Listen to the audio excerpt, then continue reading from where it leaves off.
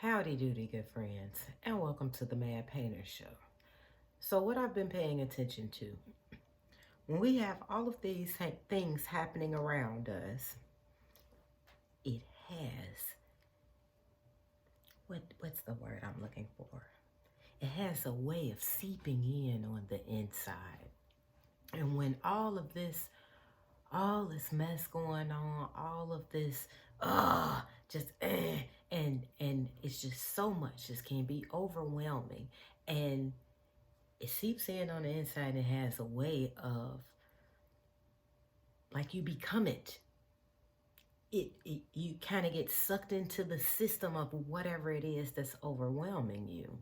Well, this is in connection with the talk of me having in the past with other videos with your cup running over, and also in connection with the leaky faucet and this drip that's constantly being dripped into your cup, because eventually that drip is going to create an overflow if it sits there long enough, right? Right.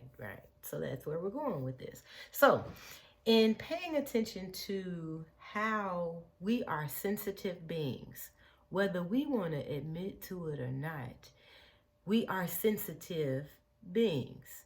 You can be more outwardly sensitive. You can be more inwardly sensitive. You can be a little mixture of both. And somewhere in there, I immediately went to the people who have, I can't think of the name of it, and I'm freestyling this. My notes are very small. But the people who don't feel pain physically, then you also have people who don't feel pain emotionally. And that's on a spectrum of things, but that's not where we're going with this. We're talking about us. Because even those people are sensitive somewhere. It just may not be in a typical spot where people would think it would be. Voila. But so what I've been paying attention, and the point in this is that it's kind of connected with the past video. I think I mentioned something as far as we are what we eat. We are what was the other one? We are, you know where I'm going with that, because food be the first thing that comes to me. So in looking at this thing, where if we are so involved with what's happening on the outside self, it has an opportunity to seek into the inside self, and it becomes us. And this is where we make a change, because this is where part of our best self kind of want to bust loose and break on. I feel like busting loose. Boy, every single time I be wondering what song it's gonna be, and that's what it was, boy. I feel like busting loose. I feel like busting loose. And so it's here we have a choice, because I have a small list for us as far as how we go about making these corrections. But you need to ask yourself a decision. You need to ask yourself a decision, because my mind is going a smidge bit too fast. Here we are at a point where we're making a decision, and you need to ask yourself this question. Do I want my appetites to rule over me, or do I want my higher self to rule over me? Because when we're considering our appetites, I'm going to ignore that. When we're considering our appetites, think of like your stomach, and think about, because I'm always talking about food. And so here it is, we're thinking about how you can be hungry. And there are all these different things going on through the day. You can't concentrate, because right now, hungry then went to hungry. Ain't nobody got time for that, because all you can think about is food, nom, nom, nom, nom, nom, nom. So when your mind is focused on, because this is an appetite, and it brings a desire of, bro, when we gonna eat? Because if I got to be down here grumbling in the tumbling and get to growling and stuff, because ain't nobody got time for that. Ain't nobody got time for that. When we get to rumbling in the tumblings and it get to growling, it's like, it's gonna make you focus more on that. See, just like this is a perfect example. Right now, what we're talking about is more important than whatever it is that he's meowing about, because he got his boo-boo box clean, he has food, he just came from the outside. You know, I give him attention. We had this conversation. But am I gonna stop in what it is that I'm doing to get so distracted on this appetite that is constantly calling me? Or am I going to get myself to a place where, because it take a discipline to hear your higher self past the growlings of your appetite. This is the benefit of freestyle. And so here we are, we're in a place, and there is so much happening here. And I actually hadn't planned on going to this, but one way, I'm just gonna be real. This is my channel. And this thing, I've paid attention to a lot about how people have a perspective of God. And it's a thing of, if it's constantly, well, you wrong, you're only right here. And when you walk with someone, I mean, I'm only thinking about myself, you know, you going on a walk with someone, and whether it's a walk or a long drive, you are taking time out to get to know someone. Now, this is a total different thing when it's all about what you want. But in experiencing God, this is not we rubbing the lamp and it's the genie, I give you 3 wishes. This is a total experience. And so the reason why I'm going into the experience with this, and as far as the appetite, because in considering fasting, and when I tell you my mind is going a gazillion miles an hour, because I immediately went to fasting, then went to AA, and then as far as the struggles with different dependencies, because of food dependency, but there are also chemicals in different food that have people addicted to certain things because of the chemical properties. That sugar is one. And so, and just in considering that it does different things to your brain, different things to your body, it has your energy level feeling a certain kind of way. But in looking at a fasting and what it takes to fast, and so what it is, what you're doing in the fasting is that you are getting your flesh not only under discipline, not only are you disciplining it, but you're also putting yourself in a place to better hear God. Because this, in me bringing up this whole experience thing, is because this is an experience. And once you have the opportunity to experience this love, you'll see that there is nothing else like it. And there's absolutely nothing that I can tell you that,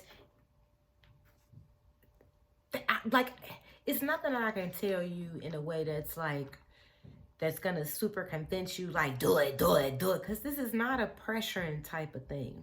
But this is one of those things where you've come to a point in your life where you've realized you just can't do it. You feel like you can't do it alone. You've run out of answers. You just don't know what to do. This is the perfect time and place for God to step up, show out, and do his thing. Because this, if we don't go back, and we're going back to this walk my mind, I'm telling you, and it's like, slow it down. And so I'm going back to this walk.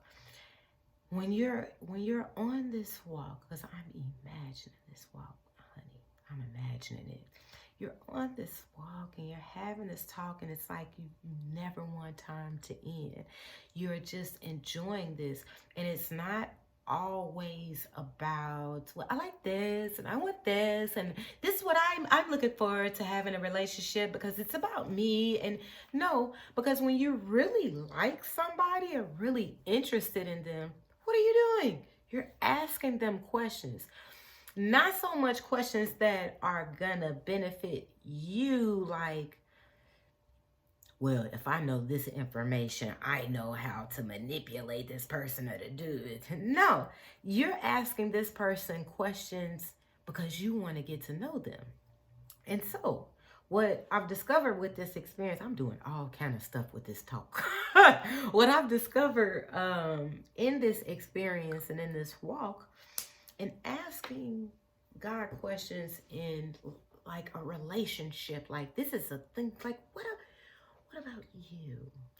Like how do you feel about this thing? What do you say? What do you, now your word says this, because it helps also too to be reading. Because you can ask him about what he says. And so, and ask him questions like your word says this. For new people or people who have been following, I'm just going to repeat it again. I paid attention. When stuff is in people's heart, they're going to keep repeating it. It has absolutely nothing to do with age. When it's there, and it's part of their being. And this is where we're going with this cup running over. Because you don't want the outside atmosphere to be part of your being. It's subject to change. It is subject to change like your emotions. I live in Chicago. For those who have been here in Chicago and have visited, baby, we can have all 4 seasons in one day. Come and visit, you'll see. So, and experience all of that in one person, that's a lot. And that can be very overwhelming. So, anywho, we're not in a place where we want to become like the toxicity of our environment. We want to be part of the healing of our environment. So, where was I going with this? We're talking about this relationship thing, right? So in this relationship and the experience and in your reading, thank you, because my mind, so it was a time I had to remember, forgive me, my mind is everywhere. It's everywhere, but all in one place, all at one time. And it's just so many pictures just flipping. But I was outside one time and I had been reading the Bible. And it was warm. It was beautiful outside. But, you know, the sky was interesting. And I've told this story before, but hear it again. Get some popcorn. So I was asking God as far as fear. And it's so when you get to a point, because it's like, you know, Jesus is your homeboy kind of thing. So you get to talking to these entities like your friend, because they're family. And it's like, it's a respect thing, but it's also a comfortability, like it's family and it's kind of knows the heart. And so I'm just sitting there like, my God, what's up with this fear thing? Because how can I love you and be afraid of you at the same time? Like, that sounds super confusing. And I mean, it was literally like he was standing there. He was like, come in the yard. I was like, okay. So I walked in the yard and he was like, look at the sky. So I looked up at the sky and there were all these clouds, but then there was like this, like it looked like it was a tunnel to heaven. And it was daylight outside, but the clouds made it darker and you can see the sun peeping through the cloud. Like, it was the dopest thing I have ever seen in my life thus far with the sky. Oh, and we're getting ready to approach an eclipse. But anywho, as far as having a conversation with God, and this is where he's pointing to. And so I'm looking at the sky and it was just like, whoa. And it was absolutely beautiful. And just in being right up under this like tunnel kind of a thing, it went up, but it went so far up, like I couldn't see all the way up. And it was like, you know, kind of like my imagination just went everywhere. Like, what if a head came down? What if he just wanted to say something? Like, it just went everything. Scared the fork out of me. And it was like, oh, That's what you okay. And it was just 2 instructions. It wasn't nothing else said after that, but then he showed me something. And he has a way of operating in different ways of showing you things. And it was one of those things like, oh, you answered that like it wasn't no Tyrion in that. And so this is where this relationship comes in at. And other things where I found out, like, it just think of being in a relationship with a person. If you're constantly calling them up and asking them for something, or everything is about you, not saying that this is how God is, but it's like, how is the us really benefiting in that if everything is about you? And the spiffy part about in seeking God and having this relationship, my goodness, you find out more about you than you've ever known. It's like, wow. So in a minute, it's one of those things when you magnify the huge thing, you're able to get all these little bitty things in between, and it's like, oh, it's shedding light on a bigger picture. But then if you're like when you're going into self, because I was getting ready to go into something small in the earth, and that was just gonna totally, and it's because that doesn't, because if we study the ants, we could find out a lot of different things about the earth, but I digress with that. But if we're only looking at ourselves, we only have our own experiences, our own rights and wrongs, our own this, that, and the other. And that doesn't allow opportunity for us to learn about others, their love language, what makes their story so interesting. Everybody has a story. Are you willing to listen to it? Hecky no. A lot of times, you ain't trying to hear none of that. But, but the best part about it is that God wants to hear you. I can't say what he does, what he doesn't want to hear. You may want to find out for yourself, but looking at the people in the wilderness, walking around 40 years, I don't think complaining, I don't think that's very helpful. That's not going to get you to where you're going faster. Let's just say it like that. So, in this whole cup runneth over, because we're not wanting, like, we're just gobbling up a whole bunch of poison and now we're walking poisons. No, we're walking toxicities. No. This is a place where in the midst of us working on our best self, we are also becoming an experience for other people, because in us developing our best self, we're also helping others develop their best self. So I'm going to go ahead and get to this one page of note that I did write. And so here we are, and we're making this is about choosing our best self over our appetites. And so we're going to start off with 1, make a decision and standing on it. In us making a decision, that's part of that made up mind. And the example that came to me was today, I choose joy. And did you hear me? Because happy, joy, happy, joy, happy, joy, happy. So, but I said that with some oomph to it, because that was one of them things like, I don't care what is going on. Sis pulling up her big draw pants on, and I am choosing joy. So joy is going to take over whatever is happening. And so it's like, we got to be so made up in our mind that we standing firm. And it's not so, I just use joy as an example, but it's not so much that we're just going to stay made up with our mind made up on our ignorance. Let's actually seek out wisdom and seek out the truth and stand on that truth.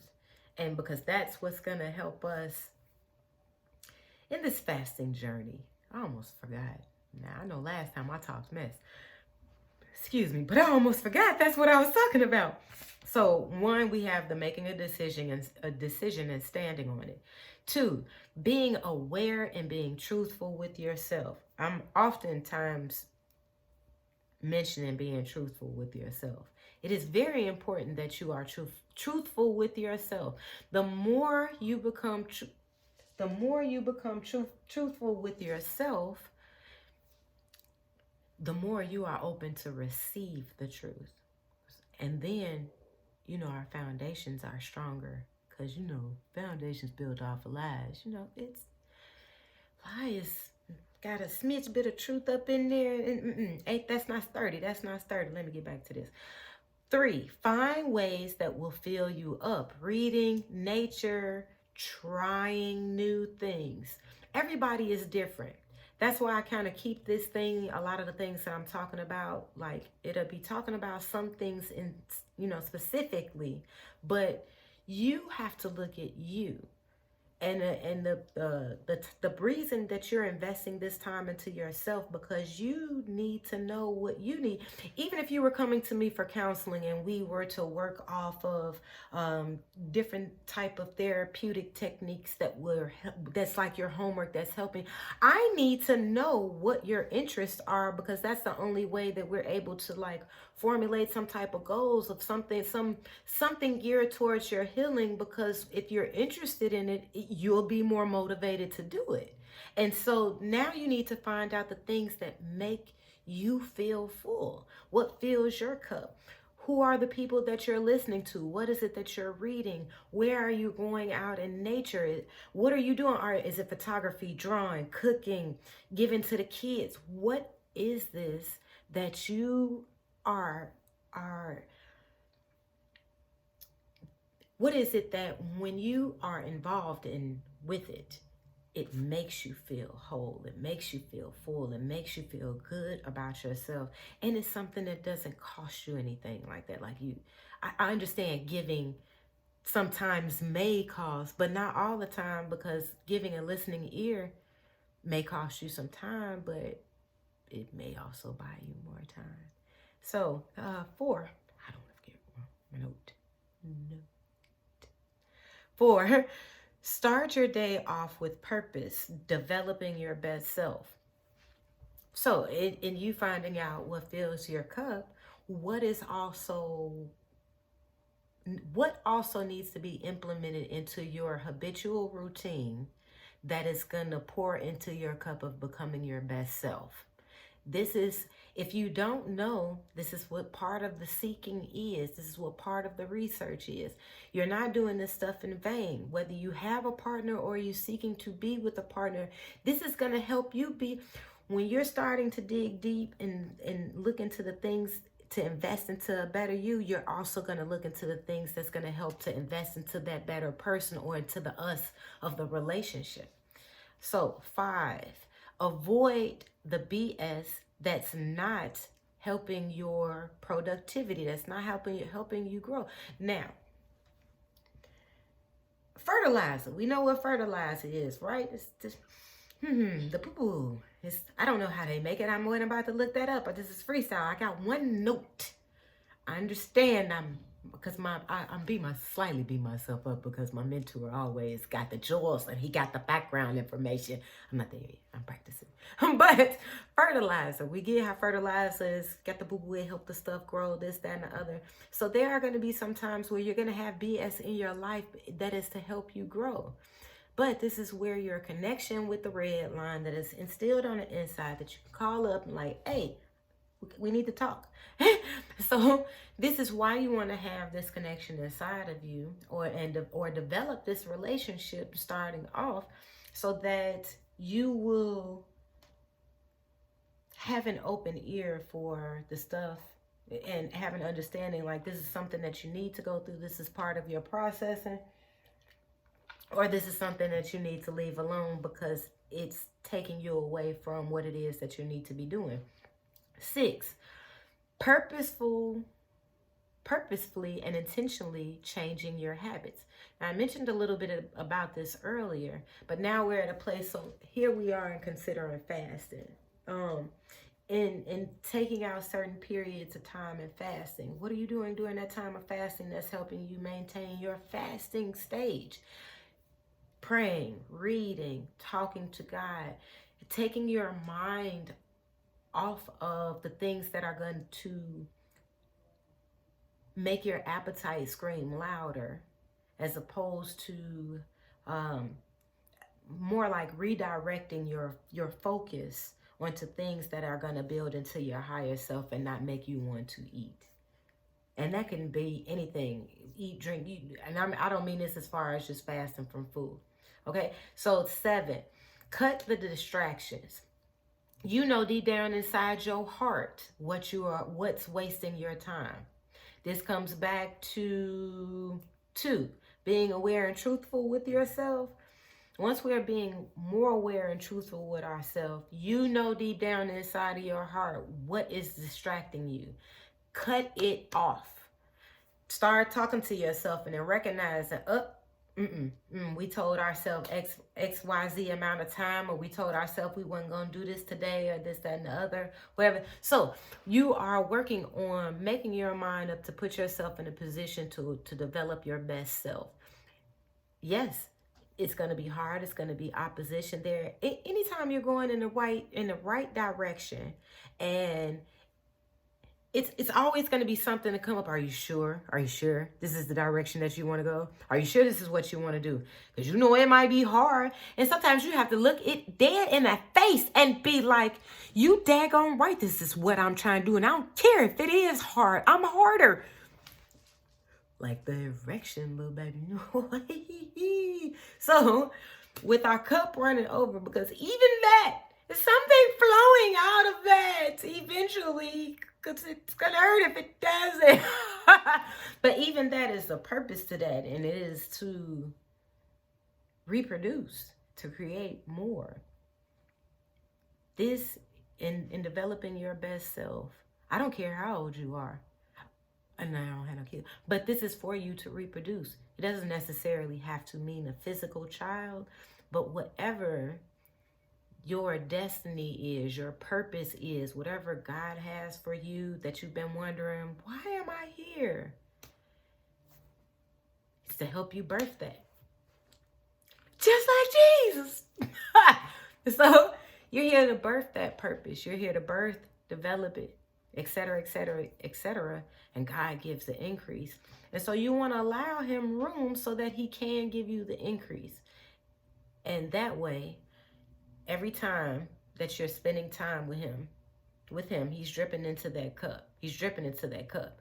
And this is what's becoming like a protective shield, because if you notice, I should have had a demonstration, but if you're constantly pouring something, like if the water is constantly pouring in the cup, whatever is in there, it's not going to be able to stay in there, because it's something, unless it's typically like weighted or something. I mean, we're not going to go into full science here. I'm telling you, my brain is like, but what about this? But what about this? But here this is it's that in this relationship, it creates a barrier. It is developing you. And so your outer here, you may hit me, I may bruise, I may this, that, and that, but it becomes tougher and tougher and tougher. And that's because of what's on the inside. So I love you. God loves you even more. And we want this loving even more to outpour onto others even more and more and more and more. So find out why, guys. If this helped you, like, share, subscribe, because I be forgetting to say the YouTube stuff. But you know what to do. So until next time, I will have other things to discuss. I love you guys. He does too. And so does God. Find out why.